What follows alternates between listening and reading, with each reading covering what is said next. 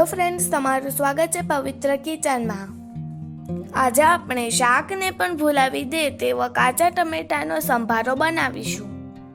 કાચા ટમેટાનો સંભારો ખીચડી સાથે ખાવાથી ખૂબ જ સરસ લાગે છે અને તેને ભાખરી, રોટલા અને રોટલી સાથે પણ સર્વ કરી શકીએ છીએ।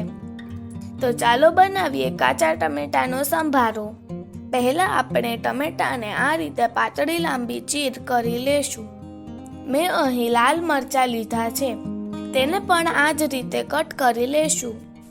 ટમેટાં અને મરચાં કટ થઈ ગયા છે। આપણે સંભારા માટેના ઇન્ગ્રેડિયન્ટ જોશું। 1 સ્પૂન ખાંડ, 1 સ્પૂન મીઠું, 1 સ્પૂન રાઈ, 4 સ્પૂન શેકેલો ચણાનો લોટ, 2 સ્પૂન શેકેલો મેથીનો ભૂકો। શેકેલી મેથીને અધકચરી વાટીને લેશું તો સંભારાનો ટેસ્ટ સરસ આવશે। હવે એક પેનમાં 2 થી 3 ચમચી જેટલું તેલ ગરમ મૂકીને તેલ ગરમ થાય એટલે તેમાં રાઈ નાખીને રાઈને ક્રેકલ થવા દેશું। રાઈ ક્રેકલ થઈ જાય પછી તેમાં કાપેલા મરચાં નાખીને થોડી વાર સાતળશું। મરચાં બરાબર સતળાઈ ગયા છે। હવે તેમાં ટમેટાં નાખીશું। પછી તેમાં આપણે 1 સ્પૂન મીઠું, 1 ટીસ્પૂન હળદર નાખીને મિક્સ કરીશું અને થોડી વાર સાતળશું।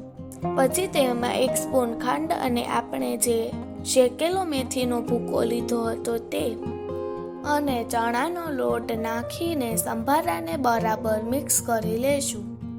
જોઈને જ ખાવાનું મન થઈ જાય એવો ખાટો મીઠો આપણો સંભારો તૈયાર છે।